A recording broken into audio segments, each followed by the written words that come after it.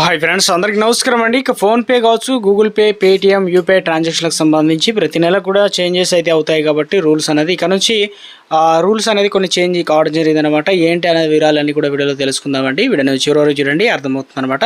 So మొదటిసారి channels తప్పకుండా subscribe చేసుకొని చూస్తున్నారు, కానీ లైక్ చేయడం మర్చిపోతున్నారు. వెంటనే లైక్ చేయండి, వీడియోలకైతే వెళ్ళిపోదామండి. సో ఇక మనం ఏ చిన్న పనికైనా కూడా గూగుల్ పే, అదేవిధంగా ఫోన్పే అనేది వాడుతుంటాం. అంటే చాయ్ కొట్టు నుంచి మొదలు పెట్టుకున్నట్లయితే పెద్ద పెద్ద ట్రాన్సాక్షన్ల వరకు కూడా ప్రతిదీ కూడా ఇప్పుడు నిత్య జీవితంలో క్యాష్ లాగానే ఫోన్పే అనేది ఇక ట్రాన్సాక్షన్లు అనేది ఈజీ అయిపోయింది కదా. సో కొత్త అప్డేట్స్ అనేది ఇవ్వడం జరిగిందనమాట, మార్పులు.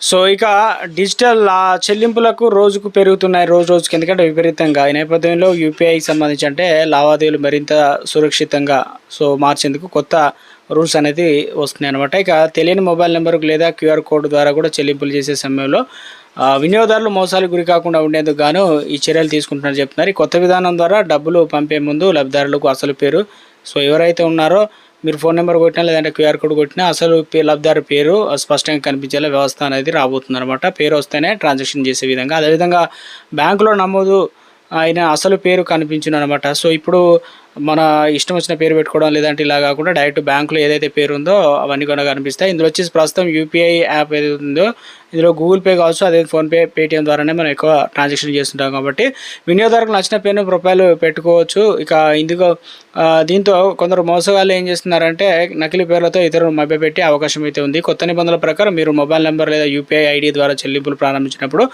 సంబంధిత బ్యాంకు ఖాతాలో నమోదైనటువంటి అసలు పేరు ఏదైతే ఉందో ఆ పేరు అనేది మీరు మొబైల్ నెంబర్ పైన అంటే ఫోన్పే కావచ్చు, గూగుల్ పే ఓపెన్ చేసిన నెంబర్ ఎంటర్ చేసిన వెంటనే మనకు పేరు అనేది కనిపిస్తుంది అనమాట. దీంతో చెల్లింపులు చేసే వ్యక్తి సరైన వారా కారా అనే విషయాన్ని ఒకసారి ముందుగానే మనకి కన్ఫర్మ్ చేసుకునే ఛాన్స్ ఉంది. క్యూఆర్ కోడ్కు మోసాలు అనమాట.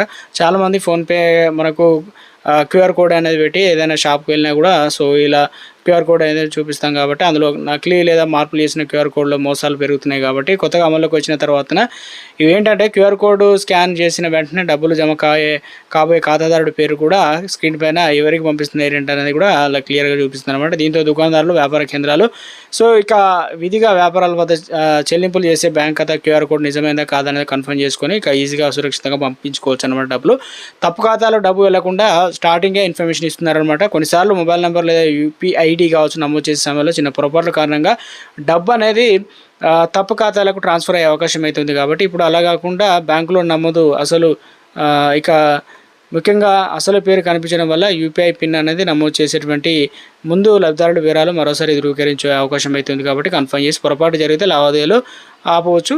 దీనివల్ల భద్రత అనేది ఎక్కువగా ఉంటుందని చెప్పేసి అప్డేట్స్ అయితే రావడం జరిగిందనమాట. ఇక ఇదైతే ఇప్పటికే మనకు నోట్స్ 500 రూపాయలు, అదేవిధంగా 100 రూపాయల నోట్లు ఉన్నాయి కదా. అయితే ఇప్పుడు ప్లాస్టిక్ నోట్స్ కూడా త్వరలోనే రాబోతున్నాయి అనమాట. ఆర్బీఐ నుంచి ఒక లేటెస్ట్ అప్డేట్ అయితే రావడం జరిగింది అనమాట, సంచలన నిర్ణయం తీసుకున్నట్లు.